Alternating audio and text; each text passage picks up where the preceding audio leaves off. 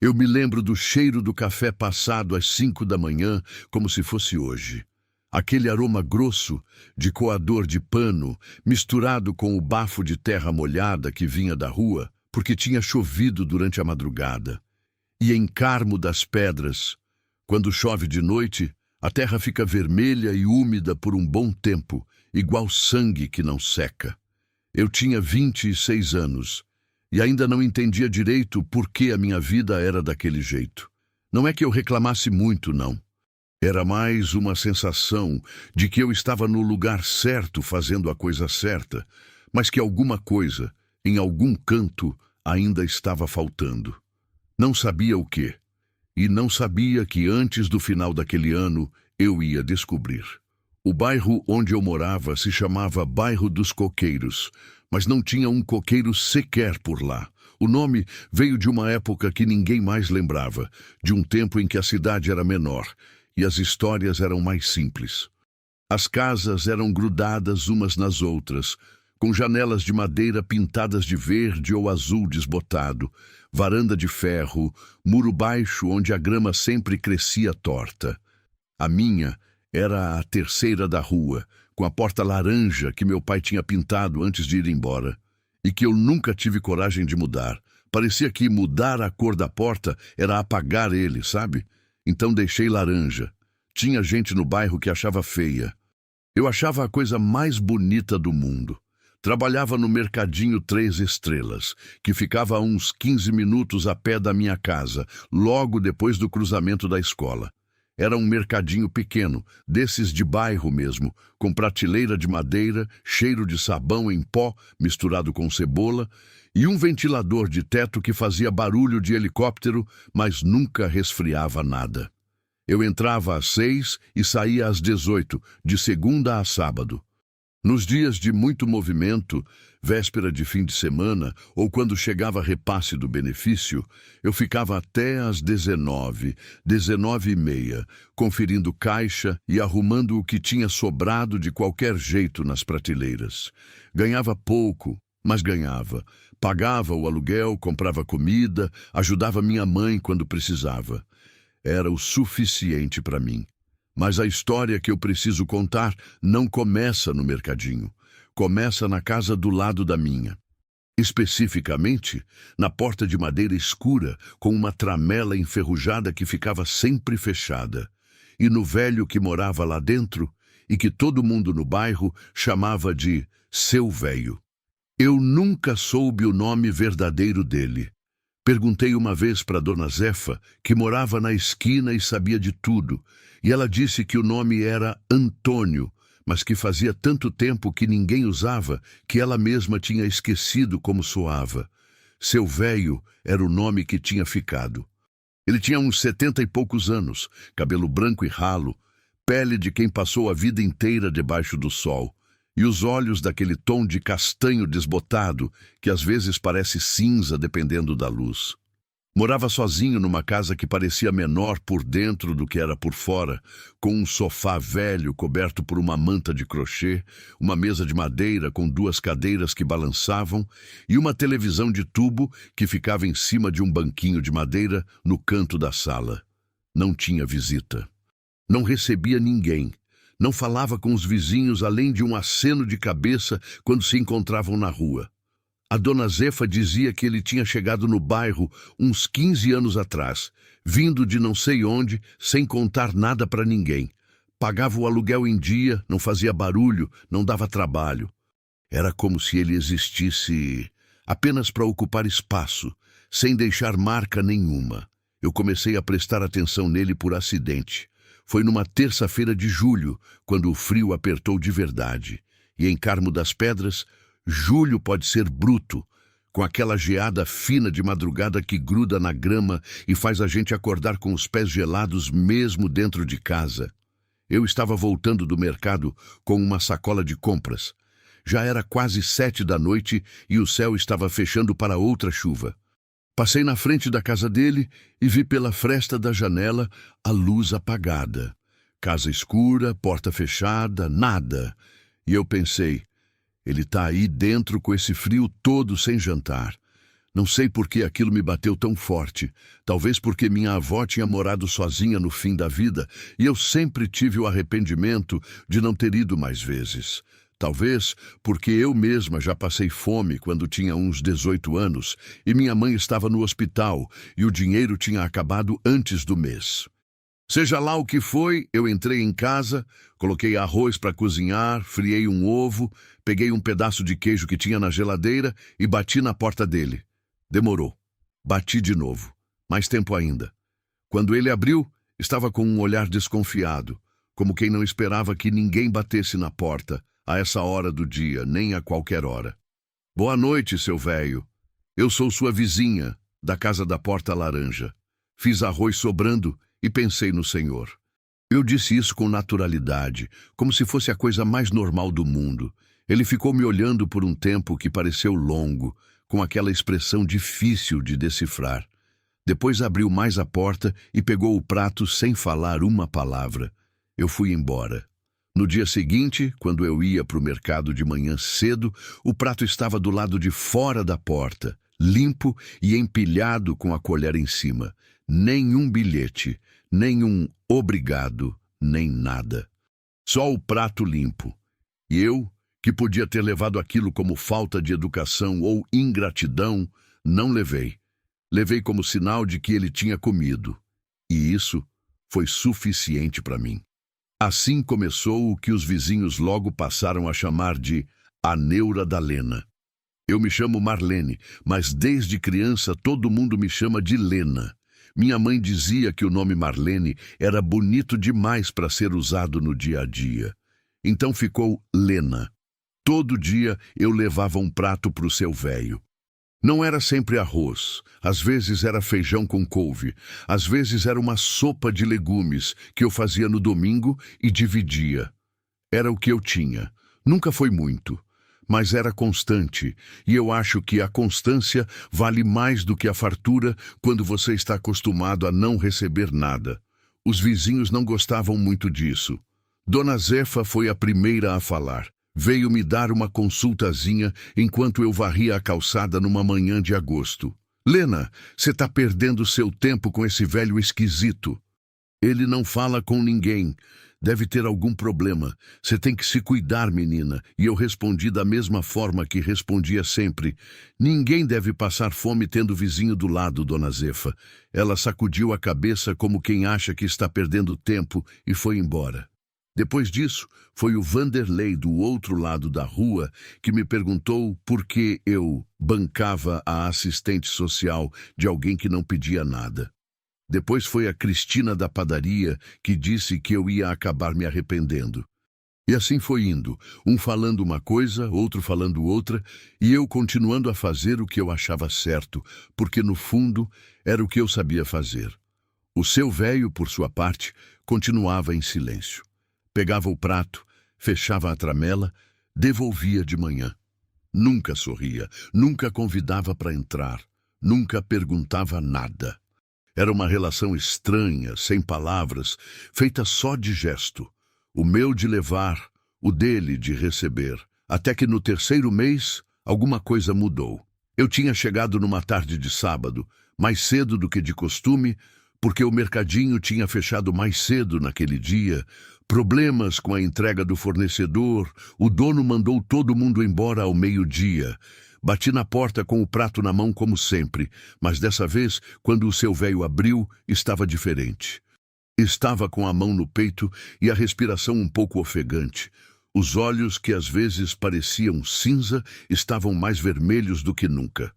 "Tô sentindo uma coisa no peito que não passa", ele disse. Era a primeira frase que ele me dirigia em 3 meses. Eu não precisei de mais nada. Coloquei o prato dentro, peguei o casaco do cabide que estava atrás da porta, joguei sobre os ombros dele e disse: "Vamos no posto." Ele tentou recusar, disse que era bobagem, que ia passar. Mas eu conheço esse tipo de teimosa que faz isso. Minha avó fazia igual. E sei que teimosa às vezes precisa que alguém tome conta. Então eu peguei o braço dele com firmeza, não com força, só com firmeza. E nós fomos. O ônibus demorou 20 minutos. A fila no posto de saúde tinha umas 12 pessoas. Eu sentei num banco de madeira com ele do lado e ficamos lá das 2 da tarde até quase 6:30 da tarde, esperando, sem falar muito. Às vezes ele olhava para mim com aquele jeito difícil de entender e eu olhava de volta sem desviar o olho, porque eu aprendi que olhar de volta sem desviar é a forma mais clara de dizer: eu tô aqui. O médico foi um rapaz jovem, de jaleco e óculos de armação fina, que examinou o seu véio com cuidado e saiu com uma expressão séria. Chamou eu do lado de fora, já que eu era quem tinha acompanhado, e disse: a pressão dele estava muito alta. Se tivesse demorado mais umas horas, poderia ter dado problema sério. Sorte que veio hoje. Eu ouvi aquilo e senti algo apertar por dentro, uma mistura de alívio e susto que só quem já esteve perto de perder alguém conhece. Voltei para o quarto, vi o seu véio deitado na maca com o olhar no teto, e não disse nada. Só sentei na cadeira do lado e fiquei. Naquela noite de volta para casa, quando eu já estava descendo do ônibus e o vento frio de agosto batia no rosto, o seu véio parou na calçada na frente da casa dele, virado para mim, e disse: menina, você é a única pessoa que ainda me alumia. Eu não entendi direito o que ele quis dizer. Fiquei pensando nisso a noite toda, olhando para o teto da minha casa com a luz apagada, o ventilador no canto funcionando com aquele barulho suave de pá girando devagar. A única pessoa que ainda me alumia. Que palavra estranha para um velho usar. Alumiar. Como uma vela, como uma janela com luz quando o bairro está todo escuro. Eu dormia pouco naquela época. Acordava às 5, fazia o café, ia para o mercado, voltava, fazia comida, levava o prato, dormia. Era uma vida pequena no sentido físico, mas eu não sentia ela pequena por dentro. Sentia ela cheia de coisa miúda que tinha peso. Um prato de arroz tem peso. Um braço que você segura tem peso. Um banco de madeira de posto de saúde onde você passa 4 horas sentada porque não vai deixar um velho sozinho. Isso tem peso também. Mas tinha uma coisa que eu não conseguia tirar da cabeça. Uma coisa pequena que eu tinha notado nas semanas anteriores e que, até o dia da pressão alta, eu tinha jogado para o fundo do pensamento achando que era coisa minha. As cartas. Umas 3 vezes, no máximo 4, eu tinha visto o carteiro deixar um envelope grosso na caixa do seu véio. Envelope branco, bem cheio, com um endereço de remetente de Belo Horizonte que eu tinha conseguido ler de relance uma vez. E toda vez, sem falhar, o seu véio tirava o envelope da caixa sem abrir, olhava para ele por uns segundos e jogava dentro de casa. Uma vez, eu juro que vi ele jogar direto na lixeira. Carta que chega e vai para o lixo. Presença de quem? Herança? Conta atrasada? Eu não sabia. E naquela época ainda achei que não era da minha conta saber. Assista até o final. Você não vai se arrepender. Comente de onde você está ouvindo essa história e se inscreva no meu canal para apoiar meu trabalho. Sua ajuda é muito importante. O mês de setembro chegou com aquela transformação que o interior de Minas tem de bonito. O calor voltando devagar, as árvores ficando mais verdes, o cheiro de chuva antes mesmo de chover. Em Carmo das Pedras, setembro é o mês em que as pessoas ficam mais animadas, porque o frio foi embora e o calor ainda não pegou de vez. É o mês do meio termo, da respiração funda, do sol que aparece bonito sem machucar.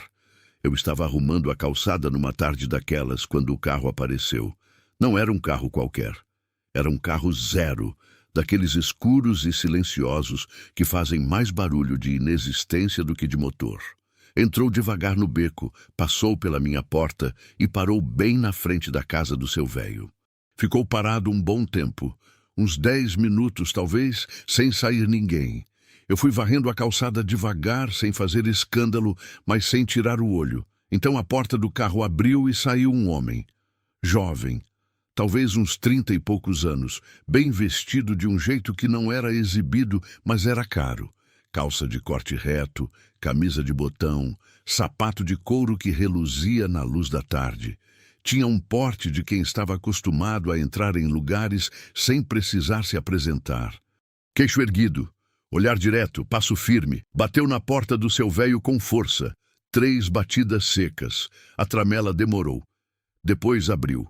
Eu estava longe o suficiente para não ouvir tudo, mas perto o suficiente para ouvir pedaços. A voz do homem era controlada, baixa, mas tensa. A voz do seu véio logo depois foi a coisa mais alta que eu já ouvi sair da boca dele. Azula daqui! Eu não quero saber de dinheiro que veio de abandono. A porta fechou. O homem ficou parado na calçada por um segundo, com a mão ainda levantada para bater de novo, mas não bateu. Deu meia volta, entrou no carro e foi embora devagar, como tinha chegado. Eu fiquei ali com a vassoura na mão, com o coração batendo mais rápido do que devia, tentando entender o que tinha acabado de ouvir. Dinheiro que veio de abandono. Que abandono? De quem? O quê? Fui dormir naquela noite sem resposta. E foi a pior noite de setembro, porque as perguntas que não têm resposta são as que ficam mais tempo acordadas. No dia seguinte, levei o prato como sempre. Arroz, feijão e um pedaço de carne que eu tinha reservado do almoço. Bati na porta. Ele abriu. Pegou. Eu ia ir embora quando falei, sem planejar, como às vezes a boca vai na frente da cabeça. Seu véio, o senhor tá bem? Ele me olhou por um instante. Depois disse, tô, menina. Pode ir, mas os olhos não eram de quem estava bem. Os olhos eram de quem carregava alguma coisa fazia muito tempo e estava cansando. Eu fui embora, mas aquele olhar ficou comigo. Nos dias que se seguiram, eu comecei a prestar mais atenção nas coisas pequenas. No movimento da casa do seu véio, nas horas que a luz acendia e apagava, no jeito que ele saía de manhã para pegar o jornal que raramente aparecia na caixa. Não era bisbilhotice. Era a sensação de que eu estava vendo alguém que precisava de alguma coisa que não era arroz. Era alguma coisa mais difícil de carregar. E então, numa quarta-feira cedo, eu vi a carta chegar de novo. O carteiro deixou o envelope na caixa antes das 7 da manhã. Eu estava na janela com o café na mão quando vi. Envelope branco, grosso, o mesmo endereço de remetente de Belo Horizonte. Uns 20 minutos depois, o seu véio abriu a porta com aquela tramela enferrujada, tirou o envelope, ficou olhando por um longo tempo. Depois, entrou com ele. Eu fiquei esperando para ver se ele jogava fora, mas dessa vez não vi. Talvez tivesse ficado com ele. Talvez tivesse jogado lá dentro mesmo, onde eu não via. Fui para o mercado com aquilo rodando na cabeça. Fiz meu dia inteiro assim, arrumando prateleira, conferindo nota fiscal, atendendo o cliente, mas com aquele envelope na memória. Quem mandava aquelas cartas? Por que o seu véio não queria nada com elas? O que era esse abandono que ele tinha gritado? Na volta do mercado, passando pela porta da casa dele, me dei conta de uma coisa que devia ter notado antes. Do lado da porta, jogado no chão entre a parede e o vaso de planta seco, tinha um pedacinho de papel. Eu parei, olhei para o lado para ver se tinha alguém e peguei. Era um pedaço rasgado de envelope, só o canto com o remetente. E ali, escrito à mão em letra firme, eu li um nome que não me disse nada naquele momento, mas que ia mudar tudo depois. Rafael Monteiro, Belo Horizonte, MG. Dobrei o papel, coloquei no bolso e entrei em casa. Naquela noite, deitada na cama com a luz da rua entrando pela fresta da janela, eu fiquei pensando naquele nome, Rafael Monteiro. Que tipo de pessoa manda carta para um velho que joga no lixo? Que tipo de ligação existe entre eles que o velho não quer nem tocar no assunto? E por que, depois de meses de silêncio absoluto, o seu velho tinha gritado aquela frase, dinheiro que veio de abandono, com tanta raiva, com tanta dor? Não eram perguntas que eu podia responder naquela noite, mas eram perguntas que eu sabia que um dia iam ter resposta. porque as coisas que ficam escondidas debaixo de silêncio costumam aparecer quando menos a gente espera. E essa, eu sentia, era uma daquelas coisas. Eu guardei o pedaço de papel no fundo da gaveta da minha cômoda, embaixo de uma camiseta dobrada, como se fosse uma coisa perigosa. Não era, claro. Era só um nome num pedaço de envelope rasgado. Mas tinha alguma coisa naquilo que me deixava com um peso no estômago que eu não sabia explicar direito. Rafael Monteiro. Nos dias seguintes eu fiz o que sempre faço quando alguma coisa me incomoda. Fui trabalhar. Acordei às 5, fiz o café, levei o prato para o seu véio, peguei o caminho do mercado. Arrumei prateleira, atendi cliente, conferi nota fiscal, varri o corredor dos fundos que sempre ficava cheio de caixinha de papelão amassada. Trabalhei até às 6 da tarde, voltei para casa, esquentei o feijão que tinha sobrado do almoço e jantei sozinha na mesa da cozinha com a televisão ligada mais pelo barulho do que pelo programa. Era uma vida previsível. E eu gostava dela assim, previsível, organizada, sem surpresa grande. Mas as surpresas têm o costume ruim de aparecer justamente quando a gente não quer. Foi numa quinta-feira de outubro que o seu véio me chamou para entrar pela primeira vez. Eu tinha batido na porta como sempre, prato na mão, já quase na hora de ir embora depois de um dia longo. Ele abriu, olhou para o prato, olhou para mim e recuou um passo abrindo mais a porta. Entra, menina. Hoje eu quero sentar. Eu fiquei parada por um segundo, sem saber se tinha ouvido certo. Em 4 meses de prato todo dia, aquela era a primeira vez que ele me convidava para entrar. Entrei devagar, como quem entra num lugar sagrado, sem ter certeza se pode. A casa por dentro era exatamente como eu imaginava. Pequena, simples, com cheiro de umidade e de remédio. O sofá com a manta de crochê. A mesa com as 2 cadeiras que balançavam. A televisão de tubo no canto. Mas tinha uma coisa que eu não tinha imaginado: as fotos. Na parede da sala, penduradas de qualquer jeito, sem nenhum alinhamento, tinha umas 6 ou 7 molduras. A maioria com vidro embaçado pelo tempo, mas dava para ver as imagens. Eram fotos antigas, em preto e branco, e algumas coloridas daquele jeito desbotado das fotos de décadas atrás. Numa delas, um homem mais jovem, que eu reconheci como o seu véio de uns 40 anos atrás, estava sentado num terreiro de terra batida com uma criança no colo. A criança estava com uma colher na mão e um prato na frente, rindo de um jeito que tomava o rosto inteiro. Eu olhei para aquela foto e senti alguma coisa apertar no peito, sem entender por quê. O seu véio sentou na cadeira que balançava menos e me fez sinal para eu pôr o prato na mesa. Eu pus. Ele começou a comer devagar, sem pressa, e eu fiquei de pé por um tempo até ele apontar para outra cadeira e dizer: "Senta." Sentei. Fiquei em silêncio porque aprendi que com o seu véio o silêncio não era desconforto, era jeito de ser. Depois de uns minutos comendo, ele parou, olhou para o prato e disse sem olhar para mim: "Esse menino na foto é meu filho, o Rafael." Eu engoli em seco. Rafael. O mesmo nome do pedaço de papel que estava na minha gaveta. Ele foi embora quando tinha 18 anos. O seu véio continuou, ainda olhando para o prato. Brigamos feio, coisa de pai e filho que não sabe conversar. Eu era duro demais, ele era teimoso demais. Um dia ele foi e não voltou mais. Ele parou. Comeu mais uma garfada. Eu não disse nada. Faz quase 20 anos. Nesses 20 anos ele ficou rico, arrumou a vida. Hoje tem empresa, tem dinheiro, tem tudo que eu nunca pude dar para ele quando era menino. A voz dele foi ficando mais baixa. E agora ele manda carta querendo me dar o que não preciso mais. "O senhor não quer o dinheiro?" Eu perguntei com cuidado. Ele me olhou de frente pela primeira vez naquela tarde. "Eu não quero dinheiro de quem ficou 20 anos sem dar notícia, menina. Dinheiro não apaga 20 anos de silêncio." Eu ouvi aquilo e não soube o que responder, porque ele tinha razão. E porque eu sabia, de um jeito que dói por dentro, o que é esperar por alguém que não volta. Saí da casa do seu velho naquela noite com a cabeça cheia.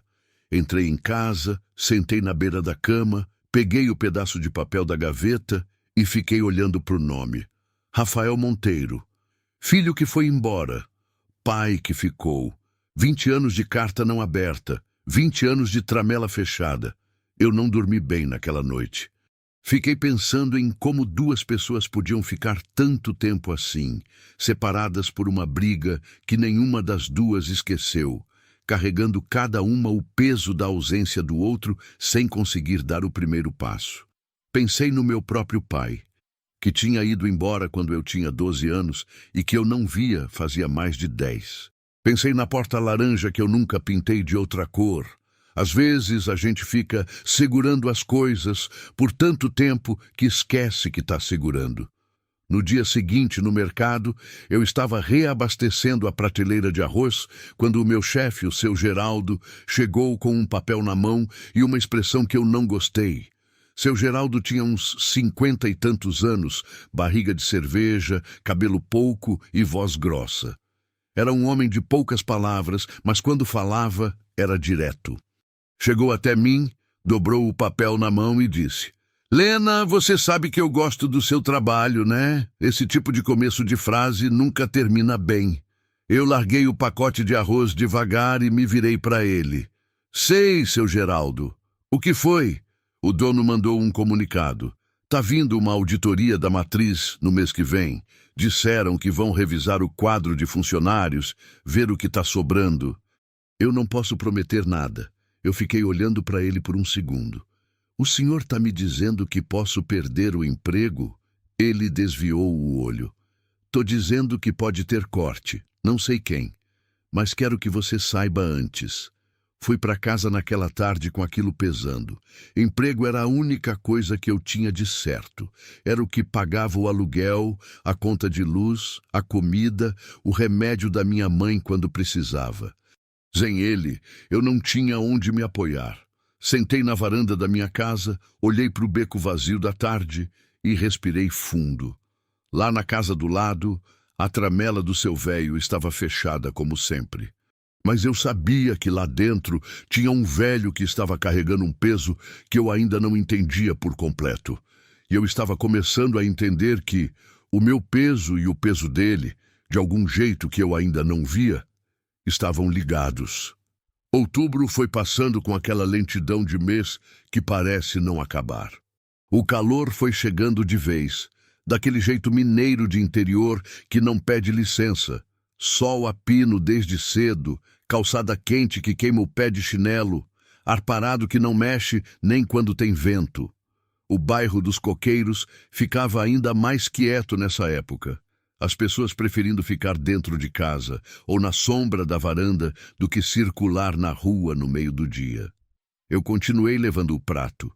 Continuei ouvindo os vizinhos falando que eu era boba. Continuei ignorando.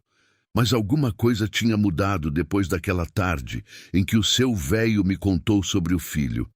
Era como se ele tivesse aberto uma fresta na tramela. Não a porta inteira, só uma fresta. E através dela eu estava conseguindo ver um pedacinho do que estava escondido lá dentro. Ele começou a falar mais. Não muito, não de uma vez. Era aos pedaços, sempre enquanto comia.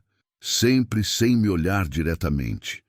Uma tarde me contou que tinha sido pedreiro a vida inteira, que tinha construído mais de 30 casas no interior e que suas mãos nunca tinham feito outra coisa.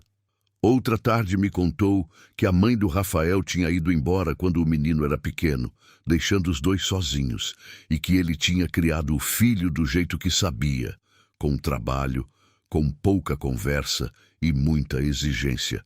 Achei que exigência era amor. Ele disse numa tarde. Aprendi tarde que não é. Eu ouvi aquilo e guardei. Não respondi. Tinha coisa que não precisava de resposta. Precisava só de alguém que ouvisse de verdade. Foi numa dessas tardes de outubro que eu perguntei com muito cuidado. Seu velho, o senhor nunca pensou em responder às cartas? Ele ficou quieto por um tempo longo. Tanto tempo que eu achei que ele não ia responder. Pensei. Ele disse por fim. Todo dia eu penso. Pego o envelope e fico olhando. Às vezes, fico um tempão assim. E por que não responde? Ele virou o prato na mesa, empurrando os últimos grãos de arroz com o garfo. Porque se eu responder, ele vai pensar que eu precisei dele. E eu não quero que ele pense isso. Mas o senhor não precisa. Ele me olhou. E naquele olhar tinha uma coisa que eu reconheci, porque já vi no espelho. Era orgulho misturado com solidão. Duas coisas que não combinam, mas que moram juntas na mesma pessoa, mais vezes do que a gente imagina. Todo mundo precisa, menina. A questão é quem admite. Fui para casa pensando naquilo e comecei a entender que a história do seu velho não era só sobre pai e filho, era sobre o tempo que passa enquanto a gente espera que o outro dê o primeiro passo. Era sobre o orgulho que a gente abraça tão forte que vai machucando por dentro sem a gente perceber. A auditoria do mercado foi marcada para a segunda semana de novembro.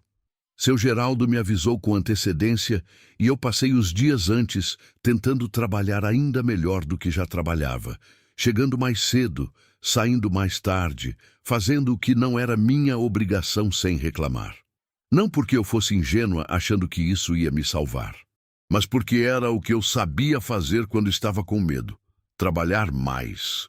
Numa segunda-feira dessa época, eu estava abrindo o mercado às 6 da manhã quando um carro parou na rua do lado de fora. Não era o mesmo carro preto de antes. Era um carro diferente, prata, também zero. Eu olhei de relance e não dei muita atenção. Carro zero parar perto do mercado não era coisa incomum quando tinha entrega de fornecedor. Mas às 8 da manhã, quando eu estava atendendo uma cliente, eu olhei para o lado de fora pela janela e vi o homem. Era ele, o mesmo homem bem vestido que tinha batido na porta do seu velho em setembro. O mesmo porte reto, o mesmo olhar direto.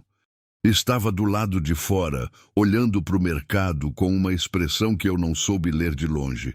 Entrou. Eu fiquei de costas para ele fingindo arrumar alguma coisa na prateleira, mas de olho no espelho que ficava no alto do corredor. Aquele espelho de segurança que o seu Geraldo tinha colocado para ver os cantos cegos da loja. Vi o homem passar o olhar pelas prateleiras, pegar uma água sem gás, ir até o caixa. Fui para o caixa. Quando ele chegou na minha frente, me olhou por um segundo com uma expressão de quem está tentando lembrar de alguma coisa. Eu cobrei a água. Passei o troco. Não disse nada. Ele pegou o troco. Ficou parado por um instante. E então falou baixo.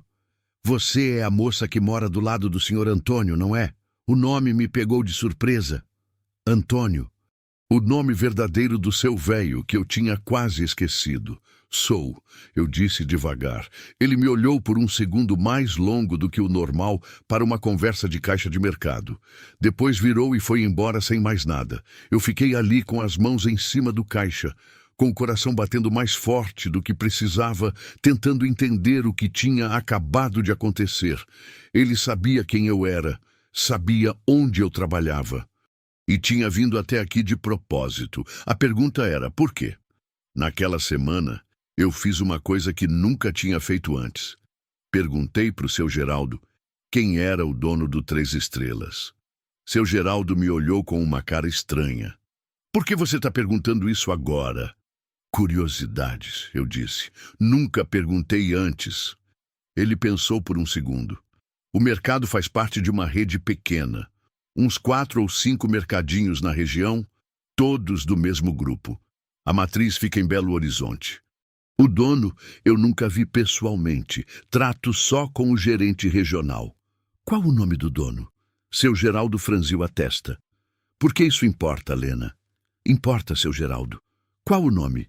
Ele suspirou, foi até a salinha dos fundos onde ficava a pasta de documentos e voltou com uma folha timbrada. Pôs na minha frente. No alto da folha, em letra de forma, eu li o nome da empresa, Grupo Monteiro de Varejo. Belo Horizonte, MG. Eu precisei segurar a beira do balcão para não deixar aparecer o que eu estava sentindo. Monteiro, do homem bem vestido que tinha batido na porta do seu velho. O homem que tinha entrado no meu mercado e perguntado se eu era a moça que morava do lado do pai dele. O homem cujas cartas o velho jogava fora fazia meses. Rafael Monteiro era o dono do mercado onde eu trabalhava. Fui para casa naquela tarde com tudo rodando na cabeça. Entrei em casa, sentei no chão da sala com as costas na parede e fiquei assim por um bom tempo, pensando.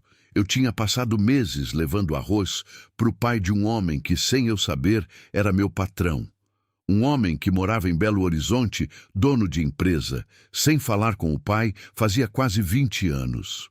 E agora esse homem estava aparecendo no beco, aparecendo no meu mercado, me olhando como se eu fosse uma peça de um quebra-cabeça que ele ainda estava tentando montar. Não era coincidência. Era grande demais para ser coincidência, e eu precisava entender o que exatamente estava acontecendo. Bati na porta do seu velho naquela mesma noite, mas não levei prato. Levei só eu mesma. Ele abriu com a expressão de sempre, aquela de quem espera e não espera ao mesmo tempo. Quando viu que eu estava de mãos vazias, esperou. Seu velho, preciso te falar uma coisa, eu disse. Ele recuou para dentro sem falar. Eu entrei. Sentei na cadeira que balançava menos. Ele sentou na outra. Contei tudo. O homem no beco em setembro, o homem no mercado naquela semana, o nome na folha timbrada. Contei devagar, sem deixar passar nada, olhando para ele o tempo todo para ver como estava recebendo. O seu velho ouviu tudo com os olhos baixos, as mãos abertas em cima das coxas, os dedos grossos de pedreiro imóveis. Quando eu terminei, ficou quieto por um tempo. Depois disse, ele foi te espiar no trabalho. Parece que sim. Para quê? Acho que para me ver, para saber quem eu sou, para entender o que acontece aqui. O seu velho olhou para mim com aquela expressão que eu ainda não sabia ler completamente, mas que tinha alguma coisa de tristeza e de cansaço misturados. Esse menino, ele disse baixo, esse menino nunca aprendeu a chegar direto, sempre com rodeio. Talvez ele não saiba como chegar direto com o senhor. Ele não respondeu. Ficou olhando para o nada por um momento. Depois se levantou devagar. Foi até a parede das fotos. Ficou de costas para mim olhando para aquela foto antiga do terreiro de terra batida, da criança com a colher, do sorriso que tomava o rosto. Eu era um pai difícil, menina. Ele disse sem se virar. Não de maldade, de ignorância mesmo. Não sabia como ser pai de outro jeito. Meu pai era assim. O pai do meu pai era assim. Achei que era assim que se fazia. Eu não disse nada. Quando ele foi embora, eu esperei ele voltar. Fiquei esperando 1 mês, 2 meses, 1 ano. Fui ficando com raiva, depois fui ficando com saudade, depois fui ficando com os dois ao mesmo tempo, que é a pior coisa que existe, ter raiva e saudade de alguém ao mesmo tempo. Ele se virou e me olhou. E agora ele aparece com dinheiro e carta, e homem de terno batendo na minha porta. E eu não sei mais se tô com raiva ou com saudade. Tô com os dois e tô cansado dos dois. Eu fiquei olhando para ele por um tempo. Depois disse com a voz mais calma que eu tinha. Seu velho, o senhor não tem que decidir isso hoje, mas uma hora vai ter que decidir. Ele assentiu devagar, e eu fui embora, deixando ele lá com as fotos e o silêncio que ele tinha aprendido a habitar fazia tanto tempo. Do lado de fora, na calçada fria de novembro, eu olhei para o beco escuro e soube de uma coisa com uma clareza que me surpreendeu. Aquilo não ia ficar assim. Rafael Monteiro não tinha ido até o meu mercado por acidente. Ele estava esperando alguma coisa. E mais cedo ou mais tarde, aquela espera ia terminar. O que eu não sabia era de que jeito. E não sabia também que a resposta ia me envolver de um jeito que eu nunca tinha imaginado. Novembro chegou com um calor que não dava trégua nem de manhã cedo. O tipo de calor que faz a gente acordar já cansada, com a roupa da cama encharcada e a sensação de que o dia vai ser comprido demais. Em Carmo das Pedras, novembro é assim. O sol aparece antes das 6 e não vai embora antes das 6 da tarde. E no meio do dia, a calçada ferve de um jeito que qualquer coisa que caia no chão parece que vai derreter. Eu continuei minha rotina como sempre. Acordava, fazia o café, levava o prato, ia para o mercado, mas alguma coisa dentro de mim estava diferente, como quando a gente percebe que uma tempestade está chegando antes de ver qualquer nuvem. Só sente no ar. Uma pressão que não tem forma, mas tem peso. A auditoria da matriz estava marcada para a segunda semana do mês. Seu Geraldo estava nervoso, andando de um lado para o outro, conferindo prateleira, arrumando coisa que já estava arrumada, falando menos do que já falava. Os outros funcionários sentiam o nervoso dele e ficavam também tensos, como o cachorro que sente quando o dono está agitado. Eu trabalhava e ficava de olho na rua. Rafael Monteiro não apareceu no mercado de novo naquela semana, nem na outra. Mas eu sabia que ele estava por perto. Tinha uma sensação que não me largava, daquelas que a gente não sabe explicar, mas aprende a respeitar com o tempo. Num sábado de manhã, eu estava organizando a sessão de limpeza quando o seu Geraldo veio até mim com um envelope na mão. Lena, chegou isso para você. Veio pelo correio da empresa, endereçado aqui para o mercado com o seu nome. Eu olhei para o envelope. Branco, sem remetente no exterior, só o meu nome escrito à máquina na frente. Marlene dos Santos. Mercadinho 3 estrelas. Peguei o envelope, guardei no bolso do avental e só abri na hora do almoço, sozinha na salinha dos fundos. Dentro tinha uma folha dobrada em 3. Papel de boa qualidade, liso, sem timbre. A carta era curta, escrita em letra de mão, firme e regular. Marlene, eu sei que isso pode parecer estranho, mas preciso conversar com você. Não sobre negócio, não sobre o mercado, sobre meu pai. Se você topar, estarei no café da Praça Central, na sexta à tarde, depois das 5. Não é obrigação, só um pedido. RM. Eu dobrei o papel, coloquei de volta no envelope e fiquei olhando para a parede por um tempo. O RM. Rafael Monteiro. O filho que tinha ido embora. O dono do meu mercado. O homem que mandava cartas que o pai jogava fora. Fiquei a semana inteira com aquela carta no bolso, pensando se ia ou não ia. Não era medo. Era mais uma coisa de princípio. Aquela história não era minha, era do seu velho e do filho dele. Eu era só a vizinha que levava arroz. Que direito eu tinha de entrar no meio? Mas na quinta à noite, quando levei o prato pro seu velho e sentei na cadeira de sempre, eu olhei para ele e vi o cansaço. Não era cansaço de trabalho, era aquele outro cansaço, o de carregar coisa pesada sozinho por tempo demais. Os ombros dele estavam curvados de um jeito diferente. Os olhos tinham uma distância que eu não tinha visto antes. Fui para casa e decidi. Ia ao café. Na sexta à tarde, depois do trabalho, eu troquei o avental pelo vestido de algodão que usava nos dias de missa e fui a pé até a Praça Central. O café ficava numa esquina de calçada larga, com mesinhas do lado de fora, embaixo de uma árvore de ipê amarelo que estava florido naquela época. Novembro é o mês do ipê em Minas, e quando o amarelo abre assim no galho todo nu, é uma das coisas mais bonitas que o interior tem para oferecer. Rafael Monteiro estava numa mesa do canto, de costas para a rua, com uma xícara de café na frente. Sem paletó, sem gravata, camisa de botão de manga comprida com as mangas dobradas até o cotovelo, calça escura, sapato de couro. Mais casual do que nas outras vezes que eu tinha visto, mas ainda com aquele jeito de quem não sabe como ser totalmente informal. Sentei na cadeira do outro lado da mesa, sem esperar ele levantar ou me convidar. Não era grosseria, era só que eu não estava ali para a cerimônia. Ele me olhou com uma expressão que misturava alívio com apreensão, de quem não tinha certeza se a pessoa ia aparecer. Obrigado por vir, ele disse. Pode falar o que quer falar. Eu respondi direto.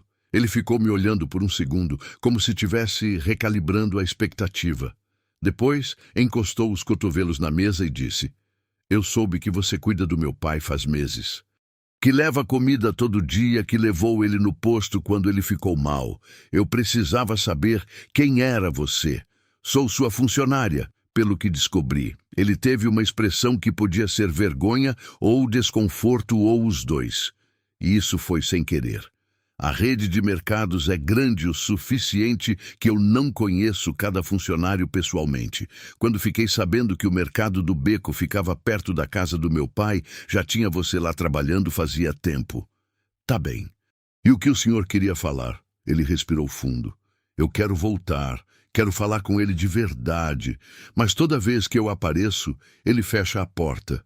E eu não sei como chegar nele. Eu olhei para ele por um momento.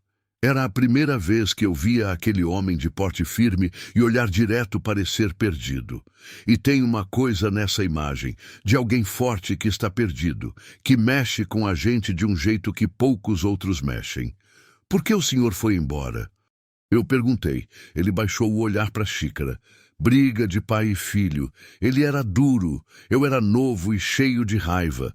Num dia eu estava lá, no outro eu não estava mais. Fui construindo minha vida, achando que um dia ia voltar com as mãos cheias e ele ia me receber de braços abertos. E não foi assim, não foi. Quanto mais eu esperava o momento certo para voltar, mais o tempo passava. E aí chega uma hora que passou tanto tempo que você não sabe mais como voltar.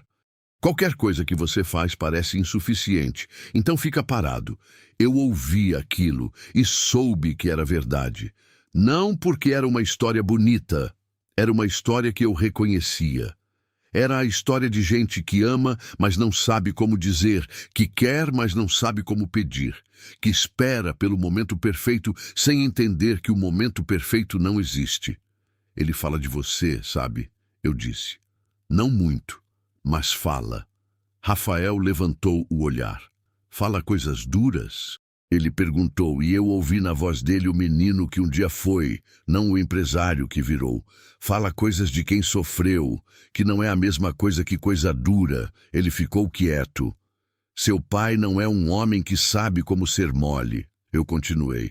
Mas é um homem que sente muito, e os que sentem muito e não sabem mostrar ficam com tudo preso por dentro até o dia que não cabe mais. Rafael Monteiro ficou olhando para a mesa por um longo tempo. Quando ergueu o olho, estava com aquela expressão diferente, menos dureza, mas alguma coisa que eu não tinha visto nele antes. O que eu faço? Ele perguntou. E eu soube naquele instante que ele não estava perguntando ao gerente ou ao advogado ou ao homem de terno. Estava perguntando à vizinha que levava arroz. Aparece, eu disse simples. Sem carro zero, sem advogado, sem papel. Aparece como filho. Mas antes de qualquer coisa sobre Rafael aparecer, aconteceu algo que eu não estava esperando e que fez tudo ficar mais complicado do que já era. Foi numa segunda-feira da semana seguinte. Eu cheguei no mercado às 6 da manhã, como sempre, abri as portas, comecei a organizar o caixa. Às 8, o seu Geraldo chegou com uma expressão que eu nunca tinha visto nele. Pálido, com o queixo tenso, papéis na mão. Lena, preciso falar com você agora. Fui para a salinha dos fundos.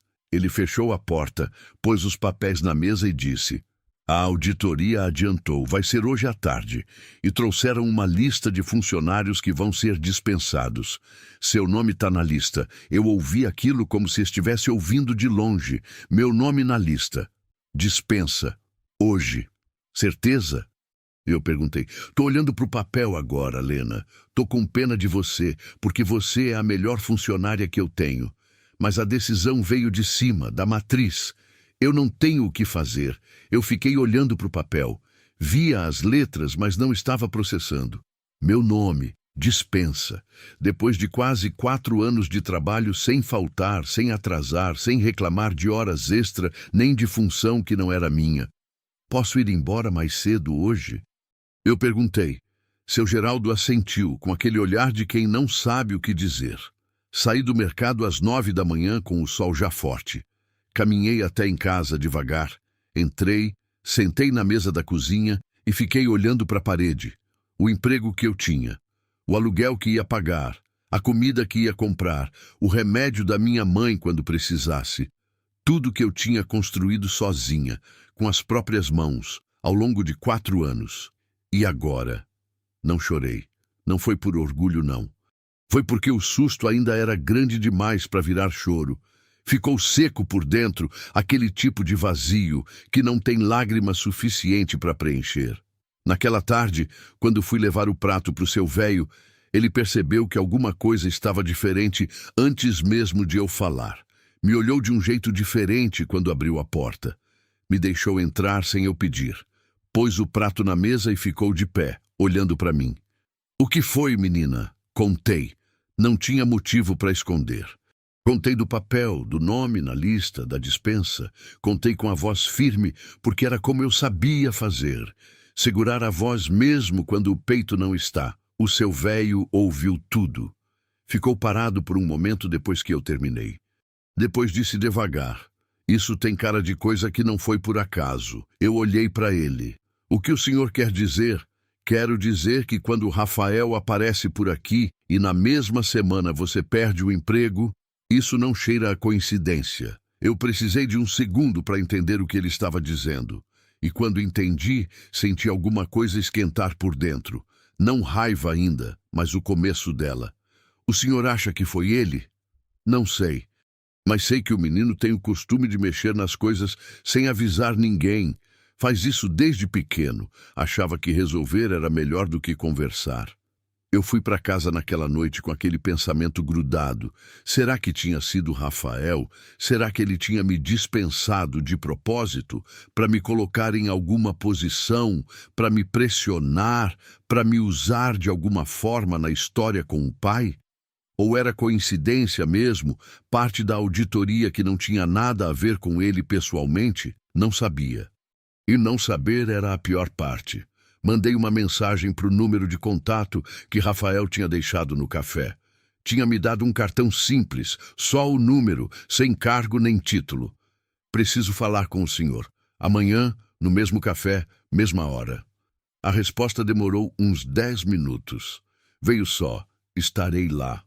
No café, no dia seguinte, eu cheguei antes dele e fiquei sentada com as mãos em cima da mesa, esperando. Quando ele entrou e me viu com aquela expressão, parou antes de sentar. Aconteceu alguma coisa? Me dispensaram ontem, eu disse direto. E quero saber se foi decisão sua. Ele ficou parado por um segundo. Depois sentou e pela primeira vez desde que eu o tinha visto, a expressão dele era de alguém genuinamente pego de surpresa. Eu não sabia, ele disse. O senhor tem certeza?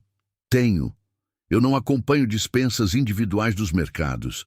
Isso passa pelo gerente regional. Ele pausou. Mas posso verificar quem autorizou. Por favor, faça isso. Ele ficou me olhando com uma expressão difícil de ler. Marlene, eu não usaria você assim. O que você faz pelo meu pai? Isso não é coisa que eu ia tratar como moeda de troca. Eu ouvi aquilo e estudei o rosto dele. Aprendi cedo a distinguir quem está mentindo de quem está falando a verdade, porque passei anos num mercado atendendo gente de todo tipo. E aquele homem naquele momento estava falando a verdade. Tá bom, eu disse, mas quero saber quem autorizou. Vou descobrir até o fim do dia. E descobriu. Ligou para mim às 4 da tarde com uma voz que tinha uma dureza diferente. Não a dureza de sempre, mas a dureza de raiva controlada. Foi o meu primo, ele disse. Edilson Monteiro. Ele é o gerente regional da rede aqui na região. Colocou seu nome na lista de dispensa, Edilson Monteiro. Um nome que eu não conhecia, mas que nas horas seguintes eu ia passar a conhecer muito bem. Rafael me contou a história do primo naquela mesma noite por telefone. Edilson era filho de um irmão do seu véio que tinha ido embora fazia décadas. Ficaram distantes a vida toda. Mas quando Rafael começou a montar a rede de mercados, Edilson apareceu pedindo emprego. Rafael, que ainda carregava culpa de ter deixado o pai, aceitou o primo como gerente regional, achando que era uma forma de manter alguma ligação com a família. O erro estava em não verificar o caráter do primo antes de dar o cargo. Edilson tinha descoberto, ao longo dos meses, que Rafael estava tentando se reaproximar do pai. E Edilson, que por conta própria tinha começado a desviar parte dos repasses dos mercados da região, estava com medo de que uma reconciliação entre pai e filho fizesse Rafael prestar mais atenção nas contas e descobrir o que estava sendo feito. Meu nome na lista de dispensa era uma forma de afastar a única pessoa que estava facilitando a aproximação entre os dois. Se eu perdesse o emprego e ficasse sem dinheiro, ia ter outras prioridades além de levar arroz para o velho do lado. E sem mim no meio, talvez Rafael não conseguisse chegar no pai. Era calculado, era sujo. E era o tipo de coisa que, quando você descobre, faz a raiva virar uma coisa limpa, sem confusão, só clareza do que precisa ser feito. "O que o senhor vai fazer?" eu perguntei. "Vou tirar ele do cargo e acionar a auditoria real", Rafael respondeu. "Mas isso vai levar alguns dias. E antes disso eu preciso que você saiba que seu emprego está garantido. Não vai ser dispensa. Não precisa me garantir emprego como favor", eu disse. "Não é favor, é correção de um erro que não deveria ter acontecido." Ficamos em silêncio por um momento. "Marlene", ele disse, "preciso de um favor de verdade. Não de empregadora para funcionário, de filho para pessoa que conhece meu pai melhor do que eu agora." Eu esperei. "Preciso que você me ajude a aparecer lá do jeito certo. Você disse para eu aparecer como filho, mas eu não sei mais como fazer isso.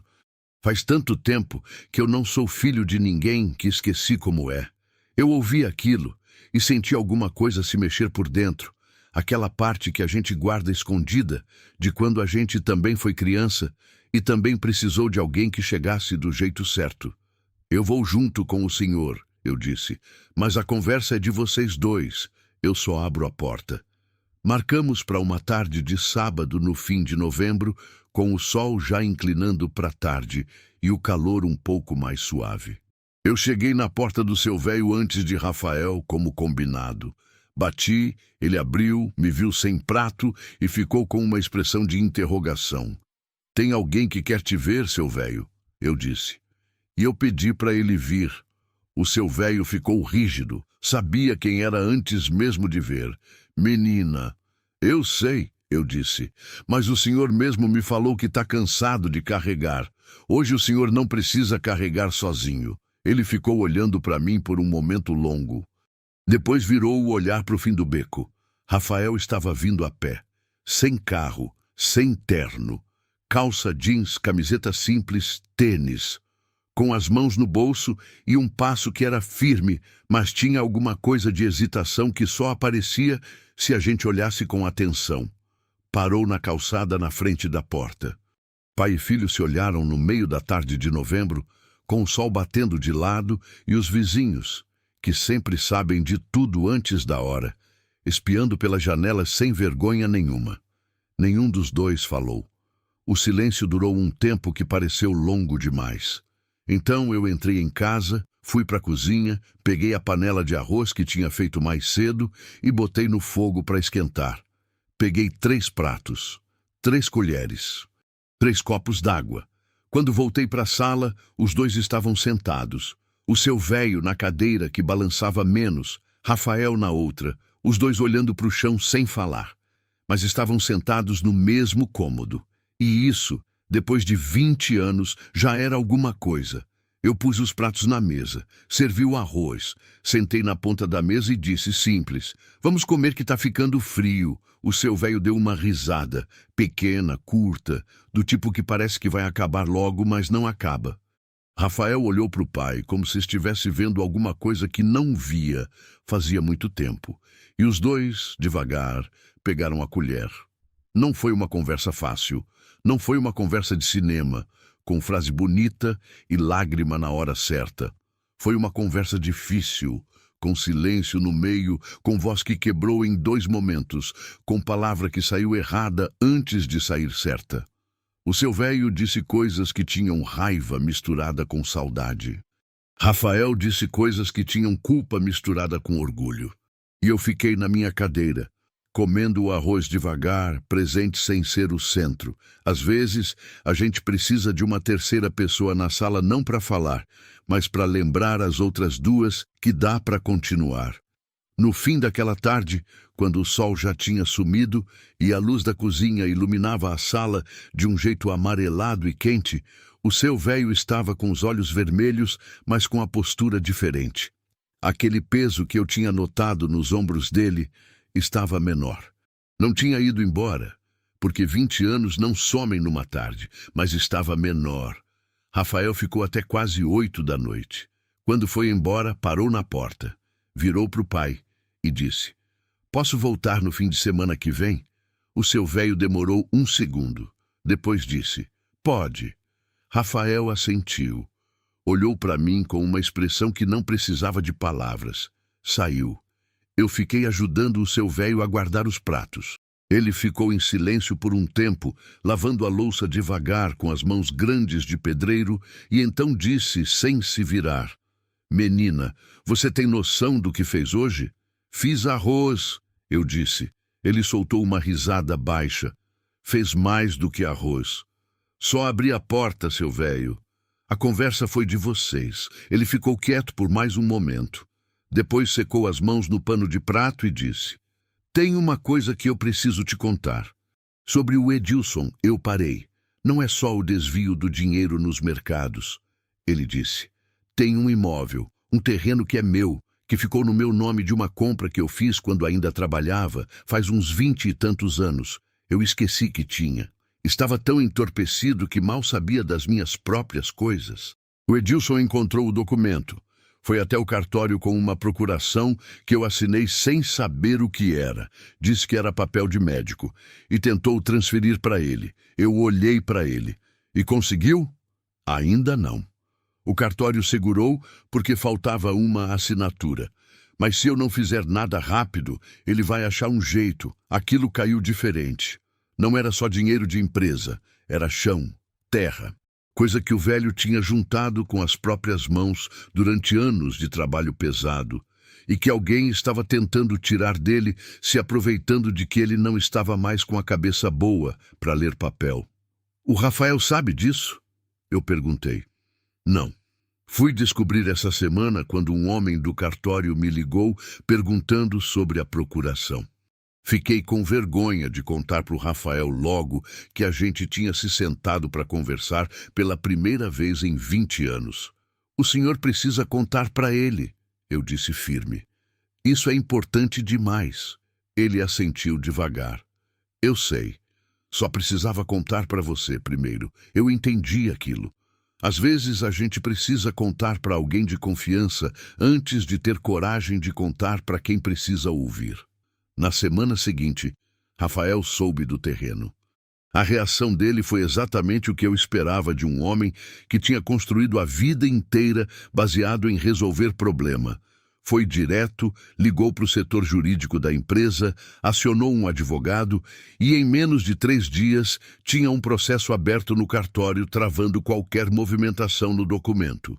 Edilson, quando soube que tinha sido descoberto, tentou se esquivar.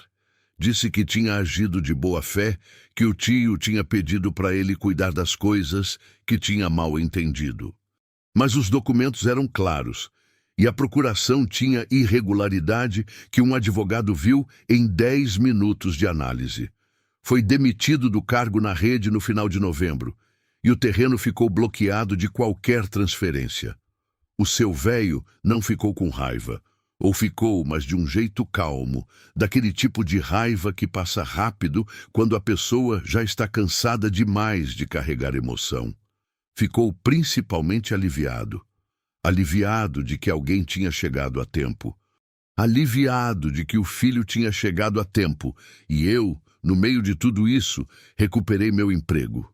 Seu Geraldo me chamou na segunda-feira de dezembro para dizer que a dispensa tinha sido cancelada, que foi um erro de processo, que eu podia voltar normalmente.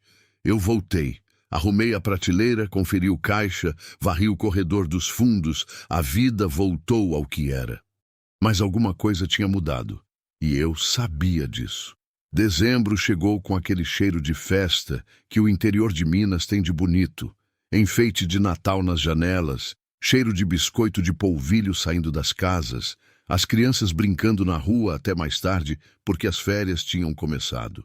O bairro dos Coqueiros ficava mais vivo nessa época, com visita que chegava, porta que abria, voz que se ouvia de um quintal para o outro.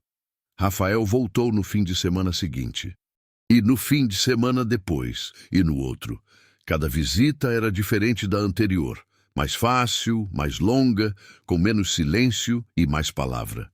O seu véio foi abrindo devagar, como quem aprendeu faz tempo a desconfiar de tudo e precisa de muito tempo para confiar de novo. Mas foi abrindo. Eu continuei levando o prato. Às vezes ficava, às vezes não ficava. Depende do dia, do humor, do que tinha para contar. Numa tarde de dezembro, Rafael me chamou do lado de fora, enquanto eu varrendo a calçada. Marlene, quero te oferecer uma coisa. Eu parei com a vassoura. O quê?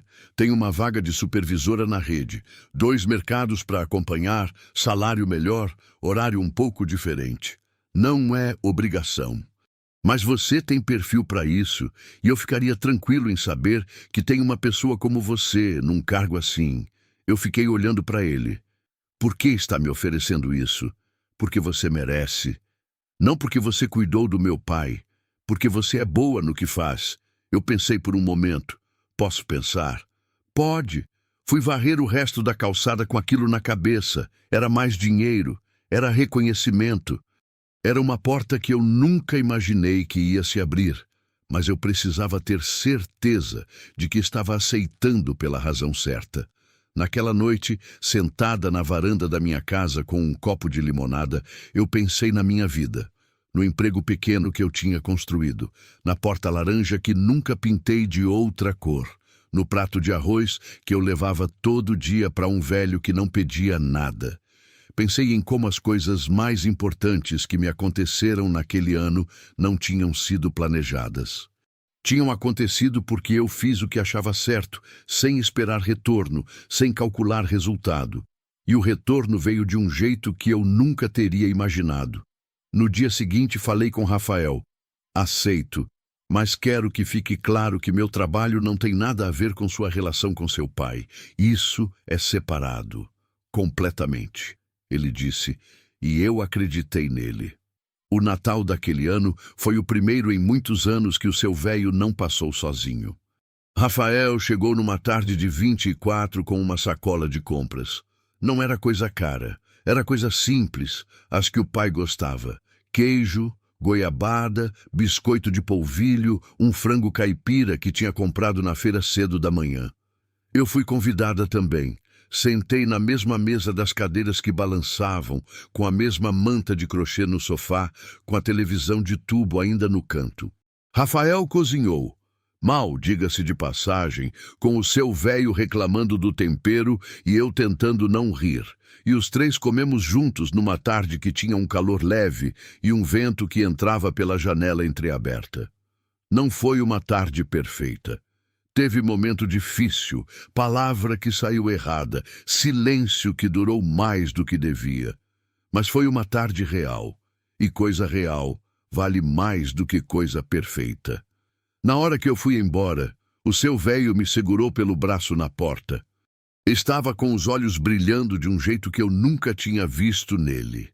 Menina, ele disse com a voz de quem está segurando muita coisa. Você sabe o que você é? Uma vizinha chata que fica aparecendo com um prato de arroz, eu disse.